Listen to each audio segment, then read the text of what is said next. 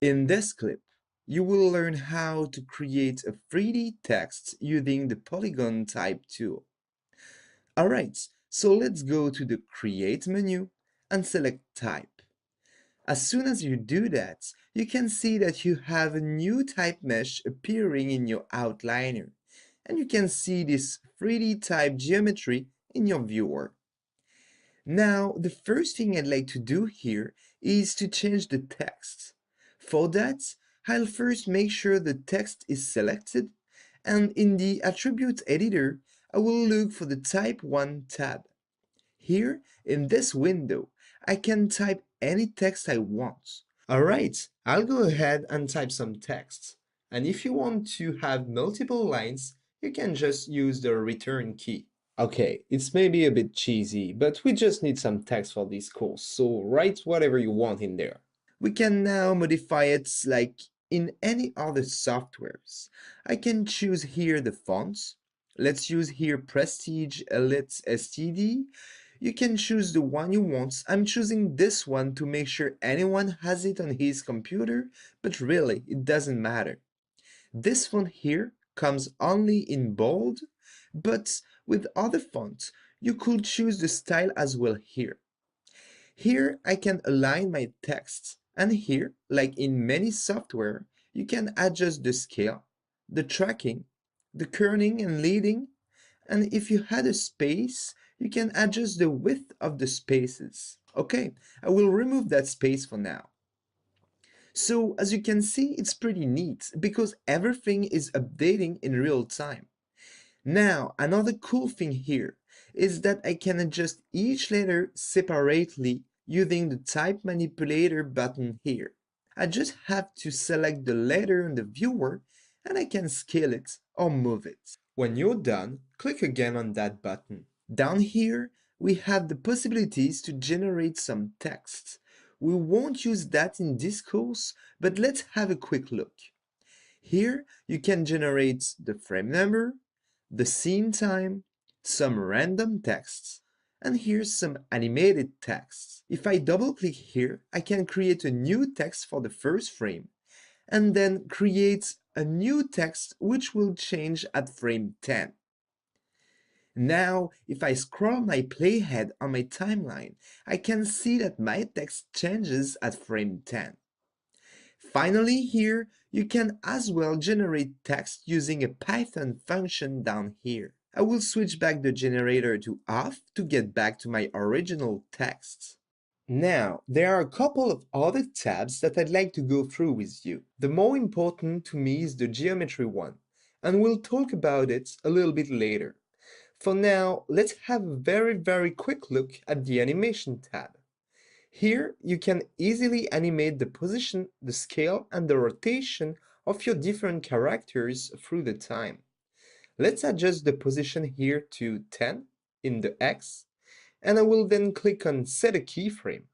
And then I will go a bit further in my timeline, like frame 20, and set the position to 0. Set another keyframe. Now, I can see that each of my characters are sliding one after the other. I could choose to apply that animation to each word or line. Actually here, line and words are the same because we actually have only one word per line, but if you have multiple words in a line, it will all move together.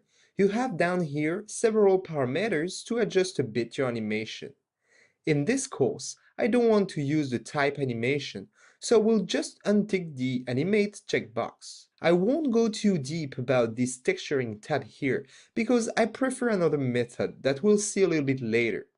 However, it's good to know that here you can either assign one shader to the text, or you can choose by clicking here to have one shader for the cap, one for the bevel, and one for the extrude.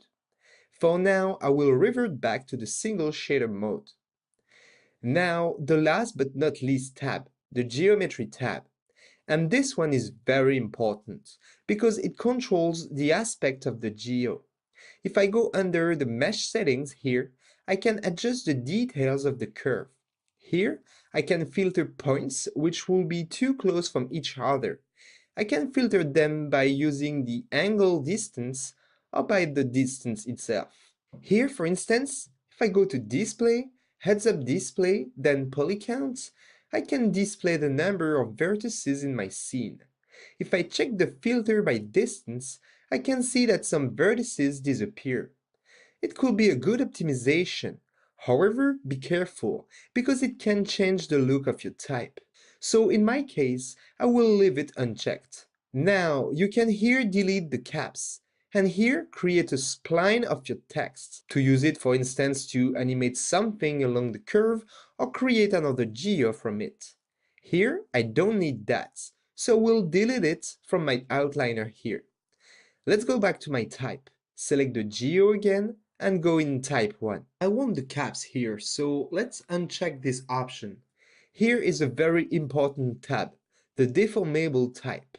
Without this option, each cap of each character is just one big polygon with as many vertices it needs. If you want to properly light, deform, animate your type, you want this option to be checked. Now my caps are divided by triangles, which is now a proper topology to work with. I can play here with these different sliders to get the proper topology I need. On the top of the triangulating effect, it may as well add subdivision on the extruded parts, and here, by reducing the max edge length, I can have more polygons on the side. Here, this is what I want to create the polygon construction animation effects we'll do in the next module. With the thresholds here, you can try to refine a bit your geo. Keep in mind that having a lot of polygons can give you extra details, but it will be harder to simulate with Mesh and longer to render. So try here to find the right balance. Now, here is the Extrusion tab, where you can affect the look of the extrusion. First, you can choose not to extrude your letters at all by unchecking that guy. Now here, you can adjust the distance of your extrusion.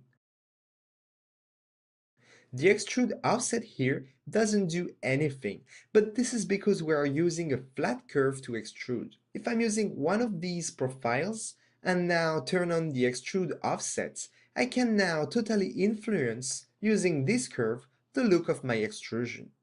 You can use the profile you want or create a new one using this curve editor. Now, this slider allows you to set the amount of subdivisions to use for your extrusion. If you modify it after you apply the deformable type option on it, it may disappear. So quickly go back there and check and uncheck this button and you are good to go.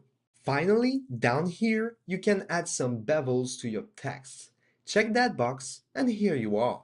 You can choose to add an outer bevel or an inner bevel. In the same fashion we could adjust the extrusion.